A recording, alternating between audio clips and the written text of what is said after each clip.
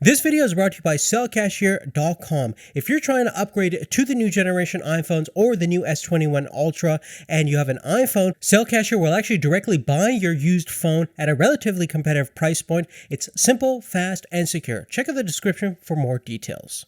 Hey, what's up folks, how's it going this watch? Hope you guys are all doing well, and today we're going to be doing a head-to-head direct camera comparison between the new Samsung Galaxy S21 Ultra and the iPhone 12 Pro Max. Now, you're taking a look at the front-facing 4K 60 frames per second video capabilities that's on the forward-facing cameras. They both can shoot stills, 12 megapixels on the iPhone and 40 megapixels on the Samsung, which we'll take a look at later on in this video. But primarily we're going to focus on the camera configuration that's on both of these two smartphones. We're going to take a look at a couple of different photos and video examples and good lighting and poor lighting conditions to give you guys a sense of what the camera capabilities are on the new S21 Ultra compared to the best iPhone camera that's available on the market. So if you're interested to see which one comes out on top, all things considered, let's take a look and you'll hear my thoughts at the end of the video.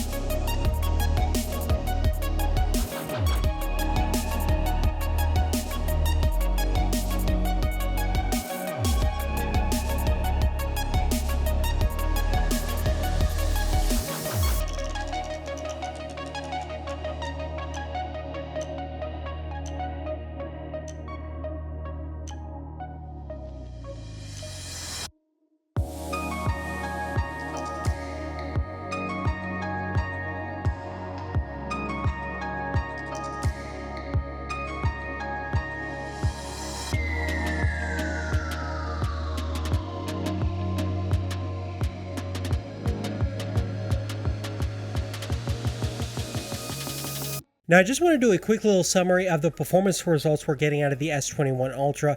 In general, it's very similar to the last Note 20 Ultra that we tested out with the iPhone a few months back. Essentially, you have a 108 megapixel main camera. It is a little bit wider than the Note 20 Ultra at 24 millimeters versus 26 millimeters, but it renders out an extreme amount of clarity, and it's literally 9 times the resolution of the 12 megapixel iPhone 12 Pro Max camera. And that means that not only do you have superior zoom capabilities on the Samsung, but you can essentially shoot just one high resolution photo, zoom or crop into it, and have a very sharp image no matter how far you zoom in. Just take a look at this example of the building over here, where you see the bricks are clearly defined. You can see greater details in the graffiti, as well as what's inside the window is super sharp and clear on the Samsung versus it gets kind of blurry once you start zooming in too close on the iPhone. Additionally, take a look at this park sign over here where you can zoom into the text and actually read extremely clearly on what it says versus you do the same thing on the iPhone, and the 12 megapixels breakdown. And obviously when you're looking at it on the smartphone as a photo itself, it looks great on the iPhone, extremely sharp and clearly rendered out. But as soon as you start zooming in, doing any kind of recomposition and really pixel peeping, you're going to start to notice the faults on the iPhone in terms of resolution and sharpness. Now, if you're outside in well-lit conditions and shooting stills, both cameras are going to present some amazing looking shots, plenty of details in the highlights and shadows, and the perk is that both are very capable kind of photography smartphones, thanks to the fact that you can shoot raw and essentially keep all your metadata information and retain and do all the editing you want in the post-production process, whether that's going to be on the smartphone itself or using Lightroom, Photoshop, and things like that. So they're definitely getting up there in terms of their photography capabilities. Now, in terms of the zoom capabilities, on the Samsung S21 Ultra, what's really cool is you have two sets of telephoto camera. One is a 70mm lens, the other one is a 240mm lens, and essentially you get 10 times maximum optical zoom capabilities on the S21 Ultra versus you're pretty much looking at 2.5 times optical zoom with the 12 megapixel 65mm telephoto camera on the iPhone 12 Pro Max. Essentially what that means is both from an optical and digital zoom perspective, the S21 Ultra pretty much beats the iPhone 12 Pro Max by a huge margin. You could essentially zoom in to your subject, whether that's super far away, and you're going to see details that are not possible with the iPhone 12 Pro Max. Furthermore, in terms of the portrait photography mode, I always prefer the processing done through the ISP on the Samsung. It always looks a little bit more realistic of what you would actually experience while using like a large sensor DSLR portrait style camera with a fast lens. The background blur or bokeh effect definitely looks a little bit better and less distracting, and the system is a little bit more accurate in terms of detecting your face based on my experience as well. The default portrait profile setting on the iPhones tends to definitely soften the overall photo up in order to reduce facial blemishes and things like that, but as a result you do sacrifice a lot of overall details within the photo itself, and the color temperatures is always a little bit too warm.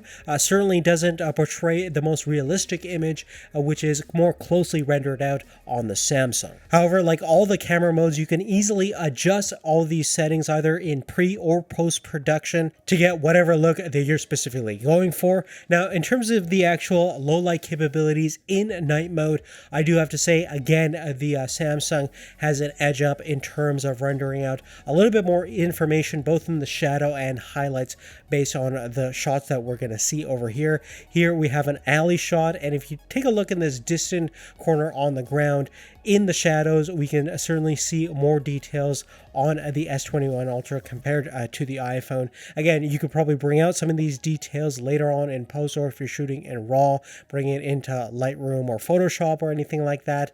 But straight out of the box, the Samsung is rendering out a little bit more shadow details, and the colors look a little bit more accurate to what was actually in the scene based on my eyes. Another shot over here where the highlight information is better kept on the Samsung. You can see the street lamp, where on the iPhone pretty much all the highlight information on the lamp is kind of being blown out, while the Samsung preserves all those little details around the lamp itself. And again, it's a more accurate representation of what you're seeing in reality. Now, it's kind of a different story when it comes to the video capabilities on the iPhone 12 Pro Max, and based on what I've seen thus far on the S21 Ultra, it's pretty much the same results that we've got on the Note 20 Ultra, where the iPhone is certainly the more capable video camera. Firstly, both cameras can shoot 4K 60 frames per second, but the iPhone actually has 10-bit Dolby Vision HDR video capturing capabilities, which is going to get you more dynamic range than even the HDR 10 Plus certified video found on the S21 Ultra. Take a look at this example that we have in the kitchen, where you can see in the background where the sky and cloud formations are on the iPhone. We can see all those details well preserved, and in the foreground where the cabinets are, we can see that we have good amount of shadow detail captured on the iPhone with very little noise. And that's the key thing that you're going to notice on the Samsung, is that we have a whole lot of noise. And even if you color correct the HDR 10 Plus video, which you're going to need to do if you are shooting in that mode to get the most usable footage out of the Samsung, you are going to still notice that even in a decently well lit condition, the Samsung presents a lot of noise, and the overall details are a lot more muddied and not as well defined and as clean looking as the video coming out of the iPhone, even in non-Dolby Vision mode.